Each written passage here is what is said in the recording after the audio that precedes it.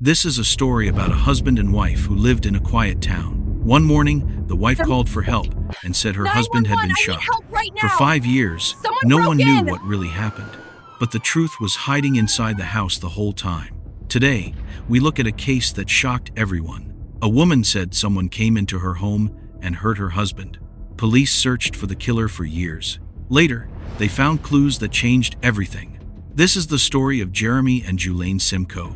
Before we get started, please subscribe to our channel so you don't miss the next story. Give this video a like if you want more true crime documentary like this, and share your thoughts in the comments. We want to hear what you think. Imagine a small town in Ohio. The wind is soft. The roads are quiet. Most homes look safe and peaceful. This is where Jeremy and Jeremy Simco lived. Their house sat near tall trees and wide open land. They owned a tree service business together. They cut trees, they trimmed branches, they worked outdoors almost every day. To many people, they looked like a hard-working couple living a simple life. Jeremy was strong and serious. He knew how to use tools. He liked to work with his hands. Jeremy helped him run the business. She did jobs around the yard, at the house, and with the animals. They owned several dogs and kept them tied near small dog houses outside. From the outside, everything seemed normal. Nothing looked strange. Nothing looked dangerous. No one knew that their home held secrets and quiet problems that no one else could see. The days passed quietly. Work, home, dogs, simple meals. The kind of life you would not look at twice. But inside the home, things were different. Some days were tense. Some nights were stressful. There were arguments. There were moments the couple did not understand each other. But these moments stayed hidden. No neighbors saw them. No friends knew the full story. Still, life continued. One day after the next. Nothing looked like a warning sign. No one guessed that a tragedy was coming. Now, let us move to the morning when everything changed. It was early. The sky was still dark. The sun had not risen yet. Most people in town were still asleep.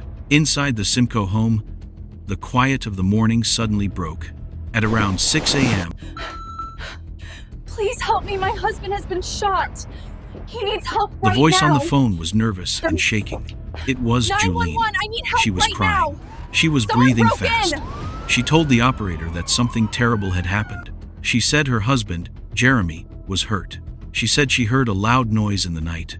She said she went to check on him. She said he was not moving. She said she needed help right away. The operator tried to calm her down. They asked questions. They told her what to do. They told her help was coming.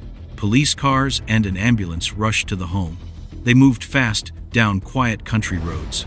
Lights flashing, sirens cutting through the morning air. When the first officers arrived, they went inside the house. They walked through the kitchen. They walked down the hallway. They stepped into the bedroom. There, they found Jeremy lying on the bed. He was face down. He was still. He had been shot in the back of the head at very close range. He had passed away instantly. The room was quiet. Too quiet. No signs of a struggle. No signs he moved or fought back. Just silence and a terrible truth. Jeremy appeared shaken. She said she tried to help. She said she tried to wake him. She said she fired her gun in fear because she thought an intruder was in the hallway. Police knew they had a serious case. Something had happened in this home. Something violent. Something final. But nothing in the room explained how it happened. Nothing explained why it happened. Nothing explained who did it. The police now had to look deeper, much deeper. And so, the investigation began. In the next part, we will walk slowly through the early clues. We will look at the strange things police found. We will see why nothing in the home made sense at first. After the police found Jeremy in the bedroom, they began searching the house. They moved slowly. They looked at every corner. They checked every room.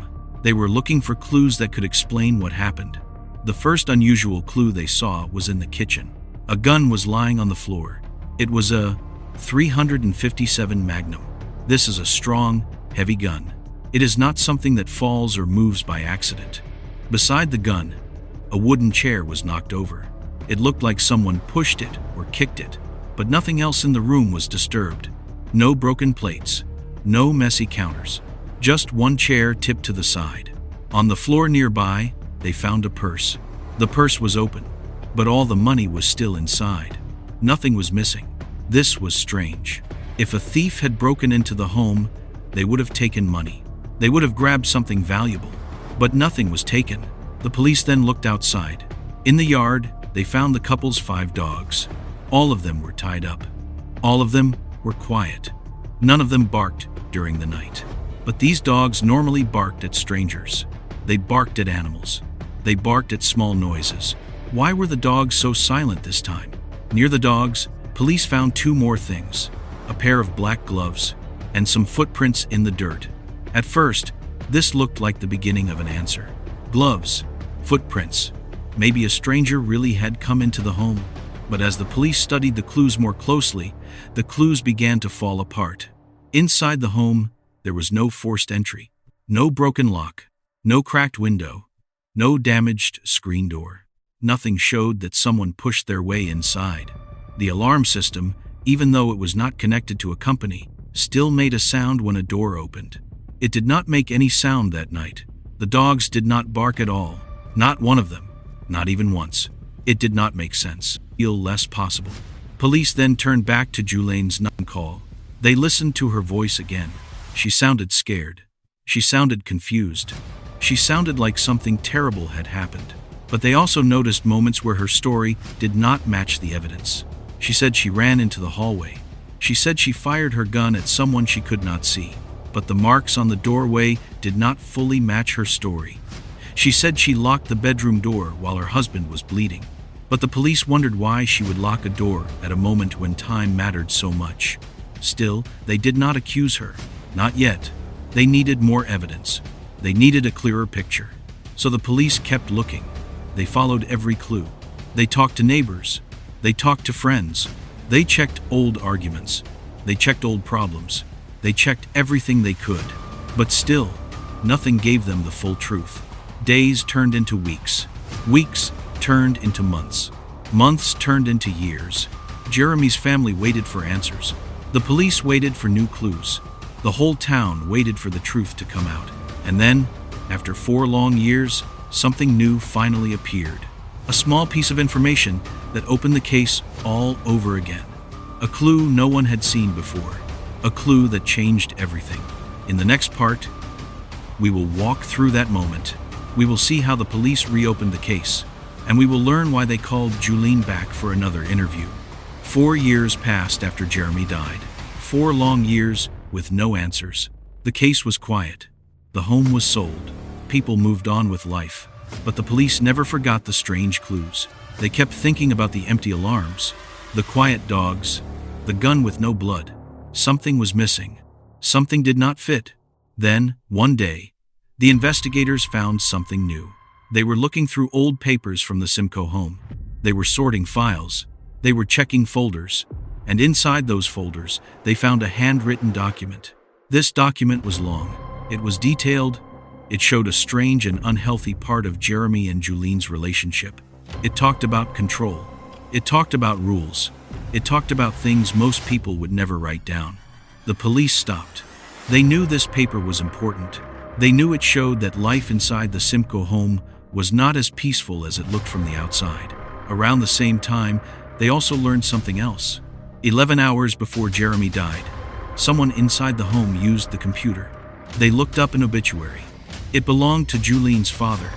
This was important because Julene had a painful past with her father. A past filled with hurt. A past she said she had moved on from. But the search raised questions. Why look up that obituary on that night? Why just hours before Jeremy was killed? The investigators now felt ready to reopen the case. They wanted to speak to Julene again. They wanted her to tell the story from the beginning. They wanted to compare her words to the new clues. So, in late 2013, they called Julene. They asked her to come to the police station. She agreed. She brought her lawyer. She sat down in a quiet room across from detectives, and the interview began. The detectives were calm. They were respectful. They started by asking her about the day before Jeremy died. Julene said they worked outside. They raked leaves. They canned pumpkins. They talked about plans for the future. Then she said they went to bed. Sometime in the night, she said she woke up to the dogs barking. Sometime later, she moved to another floor to sleep because Jeremy was snoring. Then she heard a noise that woke her up again. The detectives asked her to describe the noise. She said she did not know what it was. She said it was loud. She said it was enough to wake her up. But she never clearly said it was a gunshot. The detectives asked what she did next. She said she went downstairs to check on Jeremy. She said he looked like he was sleeping. She said she touched him and felt something wet. She said she realized something was wrong. Then she said she heard another noise in the hallway. She got scared. She grabbed her gun. She fired 2 shots into the hall. She locked the bedroom door. Then she called 911. As Julaine told her story, the detectives noticed something. Her answers were short. They were unclear. She said, "I don't remember many times." She could not explain why she did certain things. She could not explain simple details. She could not explain the noise. She could not explain the locked door. She could not explain how a stranger got inside the home without leaving a trace. The detectives gently pushed for more. They wanted to understand her actions. They wanted to understand her choices. But Julaine's answers stayed the same. "I don't know. I don't remember. I can't say why." Inside the interview room, the detectives began to feel something shift. Her story did not match the clues. Her memories did not match the evidence. And the new document they found added even more questions about the true nature of her relationship with Jeremy. Now, the detectives had to make a choice. Should they stop again? Or should they push deeper? They chose to keep going. In the next part, we will look at the biggest contradictions in Julaine's story. We will see the exact clues that made the police doubt her. And we will understand why she became the main suspect after 4 years of silence. As the interview continued, the detectives started to ask deeper questions. They wanted to understand each moment of that night. They wanted Julaine to walk them through it step by step. But the more they asked, the more her story began to fall apart. They asked her who locked the doors that night. She said she didn't know. But Jeremy usually locked the doors after taking the dogs outside. This was their routine. So the detectives checked the back door again. This was the door the couple used every day. Jeremy's fingerprints should have been on it, but they were not. Not even one. This made the detectives pause. If Jeremy used the door every day, why was there no trace of him on it? Next, they talked about the gun used to kill Jeremy. This was the .357 Magnum found on the kitchen floor. It had 1 fired bullet and 5 live bullets still inside.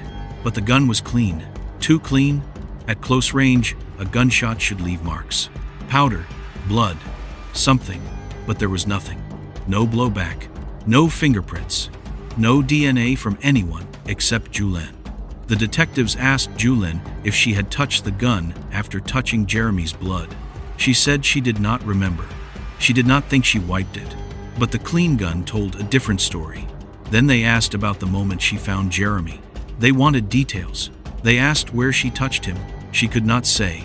They asked what she said when she tried to wake him. She could not remember. They asked when she realized he was dead. She did not know. Her answers were floating. Nothing was solid.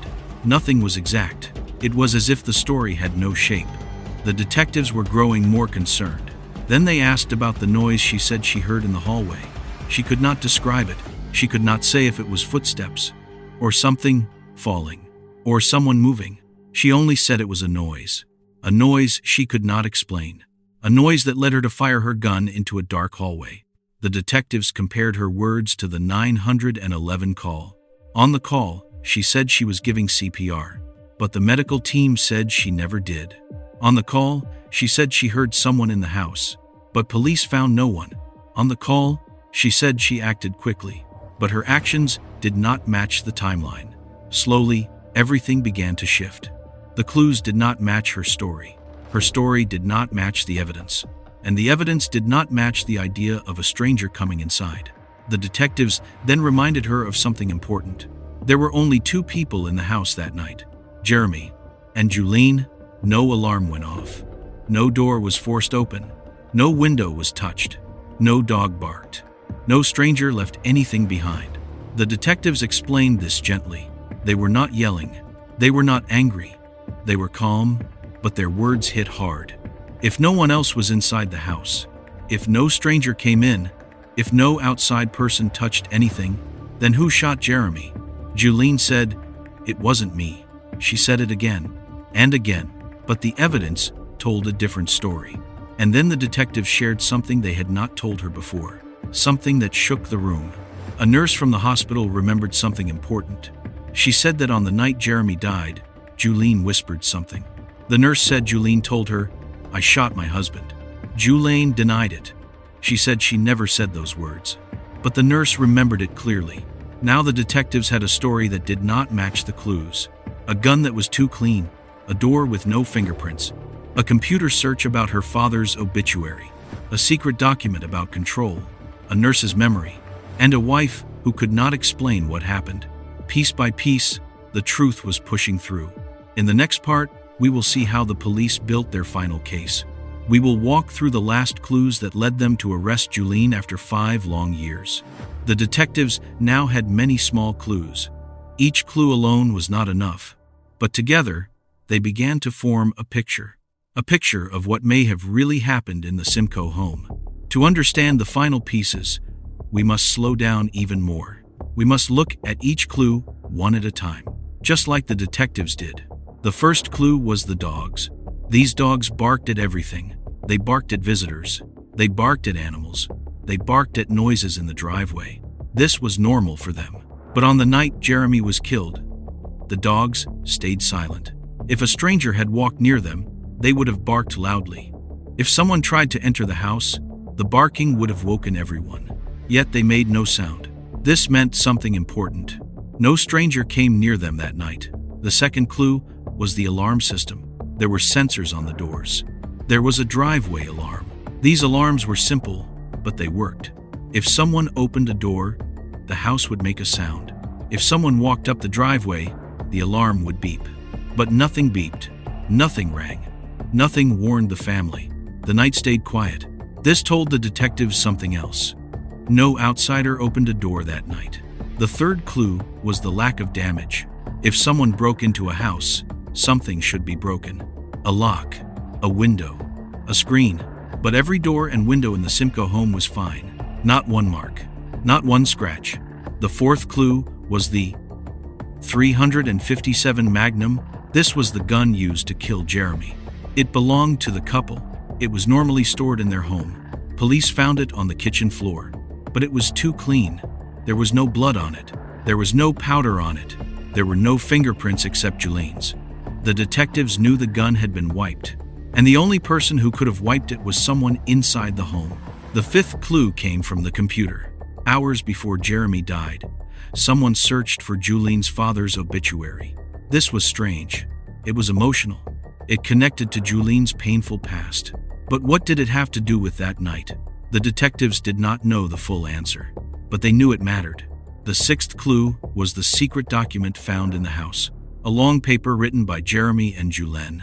It talked about control. It talked about rules. It showed a relationship that was far from normal. It showed that things inside the home were not as peaceful as they seemed. The seventh clue came from people who knew them. Some said Jeremy could be rough. Some said Julene could be controlling too. Some said the couple argued often. Some said their relationship felt unhealthy. These comments did not prove anything, but they helped the detectives understand the kind of life the couple shared. The eighth clue was the nurse. She remembered Julene whispering, "I shot my husband." Julene said she never said this, but the nurse was sure. And the ninth clue was Julene herself. Her story changed. Her timeline was unclear. She could not explain simple things. She said she forgot many details. She said she shot in fear. She said she locked the bedroom door by accident. But nothing fit together. Each clue mattered. Each clue pointed in one direction. Not toward a stranger, not toward a break-in, not toward a hidden visitor, but toward Julene.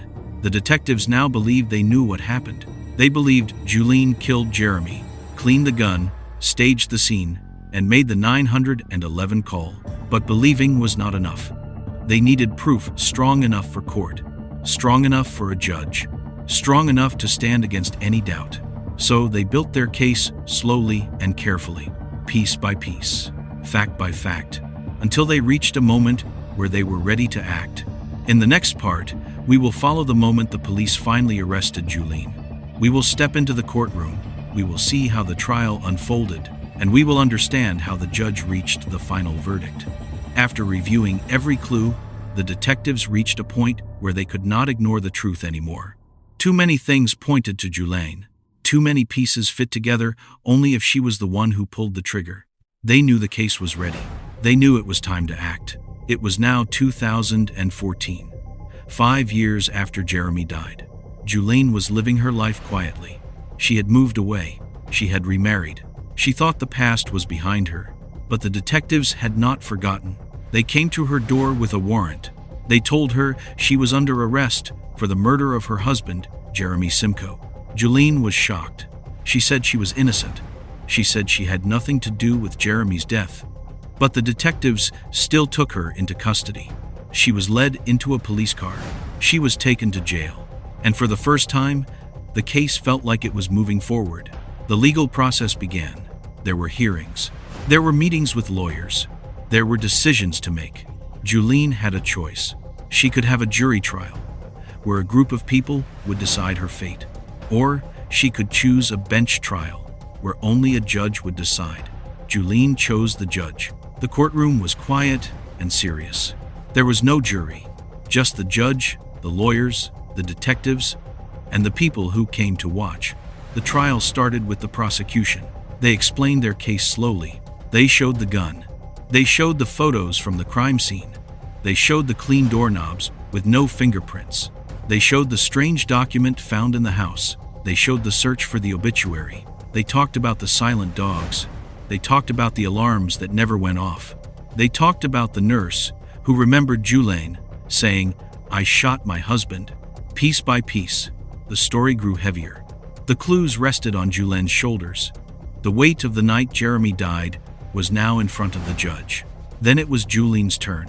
Her lawyers spoke for her. They said she was innocent. They said the relationship was complicated but not violent. They said the clues could be explained. They said she was scared that night and acted in confusion. But Julene did something surprising. She did not testify. She did not speak in her own defense. She chose to stay silent in the courtroom. The judge listened to everything. He watched the videos. He studied the photos. He read the reports. He listened to the 911 call many times. He paid attention to every detail. Days passed. The courtroom felt heavy and slow. Every person waited for the judge to form his final opinion. Then came the verdict day. Everyone sat. Everyone watched. Everyone waited. The judge spoke clearly and calmly. He said the evidence was strong. He said the clues pointed in one direction only. He said the story of a stranger entering the house did not make sense. He said Julene's actions did not match her words. Then he gave the final decision. Jeremy Simco was found guilty of murdering her husband, Jeremy. She did not cry. She did not speak. She simply stared ahead. The judge then gave her sentence. She would spend many years in prison, far away from the world she once knew, far away from the life she built after Jeremy's death. Her lawyers later tried to appeal the conviction, but the appeals court reviewed everything and agreed with the judge. Nothing changed. Julene stayed behind bars. In the next part, we will look at what happened after the trial. We will examine how the case affected families, friends, and the small town where it all began. And we will explore why this case still stays in people's minds today. When the trial ended and Julene was taken away, the courtroom slowly emptied. The judge left. The lawyers packed their papers. People whispered quietly as they walked out. But the story did not end there. The pain of the case did not stop with the verdict. Jeremy's family sat together, trying to process what had happened. They lost a son, a brother, a friend, and for 5 long years, they waited for answers. Now they finally had them. But the truth did not make the loss easier. It only explained what happened. It did not heal the hurt. Some of Jeremy's loved ones cried. Some stayed silent. Some felt angry that it took so many years. But all of them felt the same deep sadness. They would never see Jeremy again. They would never hear his voice. They would never share another meal with him. His life was gone, and nothing could bring him back. On the other side, Julene's family also felt pain. They tried to understand how Julene could be involved in something so serious. They had their own questions, their own confusion, their own heartbreak, because now they were losing Julen too. Not to death, but to prison, to years behind bars, to a future she could no longer control. The town where they lived also changed. People talked about the case in quiet voices. Some were shocked that something so dark happened in such a peaceful place. Some wondered how they never noticed the signs. Some felt scared, knowing that danger can hide inside a home, not just outside. Even the officers who worked on the case felt the weight of it. They spent years searching for answers, years replaying the night in their minds, years hoping they did not miss something. When the verdict came, they felt relief, but they also felt the sadness of knowing the truth, because the truth in this case was not a happy one. The story also raised questions about relationships, about secrets people keep, about pain people hide, about the way small problems can turn into big storms if they are never faced. It made people look at their own homes, their own marriages, their own lives. It made them think about things they never thought about before. The house where Jeremy died no longer belonged to the family. New people moved in. They did not know the full history of the home. To them, it was just a normal house. But for the police, the neighbors, and the families, the memory of what happened there never fully disappeared. Julen stayed in prison as the years passed. She followed rules. She stayed quiet. She lived a very different life from the one she had before. Appeals came and went, but nothing changed her sentence. Nothing changed the judge's decision. Nothing changed the truth the investigators worked so hard to uncover. In the next part, we will explore deeper questions about the case. We will look at why the investigation was so hard. We will see how small clues became big answers. And we will talk about what this case teaches us about trust, fear, and the hidden corners of people's lives. What the case teaches us. Now that we know the story, we can slow down even more. We can look closely at what this case teaches us. Not just about crime, not just about evidence, but about people, about fear, about truth, about the secrets that can live behind closed doors. Let us start with the investigation itself. This case was very hard for the police. Not because there were too many clues, but because there were too few. There was no broken door, no forced entry, no strangers' footprints, no outside fingerprints. The home looked calm on the outside, but the truth inside was hidden very well. This shows us something important. Sometimes the hardest cases are the ones that look simple. Sometimes danger hides in places people do not expect. Sometimes the person who seems safe is the one who causes harm. Another lesson comes from the clues. The detectives did not find one big clue that solved everything. Instead, they found many small clues, tiny pieces, little details, things that looked unimportant at first. But when they were put together, the picture became clear. The dogs staying quiet, the alarms not going off, the gun being too clean, the missing fingerprints, the strange document, the computer search, the nurse's memory, the changing story. None of these clues alone proved anything, but together, they created a strong truth. This teaches us that small things matter. Small actions, small mistakes, small choices, they can all add up in the end. The case also teaches us about relationships. From the outside, Jeremy and Julen looked normal. They worked together. They lived together. They shared a home. But inside their relationship, things were not simple. There were moments of control, moments of fear, moments where someone felt small or trapped. These moments were private. No one else knew them, but they shaped the actions that happened later. This reminds us that every family has a story people do not see. Every couple has secrets people do not talk about. Some secrets are harmless, some secrets are heavy, and some secrets can grow into something dangerous when left alone. Another important lesson comes from Julen's words. Her story changed over time. Her memories were unclear. Her answers did not match the evidence. This shows that the truth does not change. Only lies change. Only stories made to hide something must keep shifting and moving. The investigators watched these changes carefully. They knew that when someone's story keeps bending, something is wrong underneath. We also learned something about the past. The search for Julen's father's obituary showed that old wounds can still affect people. Even years later, even when life seems calm, Pain from childhood can mix with fear or anger in adulthood.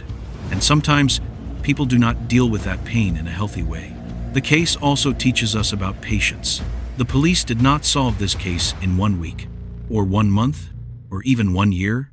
It took 5 years. 5 years of waiting. 5 years of studying. 5 years of thinking deeply. This shows that truth sometimes takes time. Sometimes answers come slowly. Sometimes justice walks with small steps, not big leaps. Finally, the case teaches us something very human. It teaches us that people are complicated. They can love someone and still hurt them. They can look calm and still hold anger. They can smile while hiding fear. They can say they forgot when they really remember. People are never as simple as they look from the outside. In the next part, we will continue exploring how this case changed the people involved. We will look at how it affected the community, the families, and the investigators who worked so hard to uncover the truth. Please subscribe to our channel so you don't miss the next story. Give this video a like if you want more true crime documentary like this, and share your thoughts in the comments. We want to hear what you think.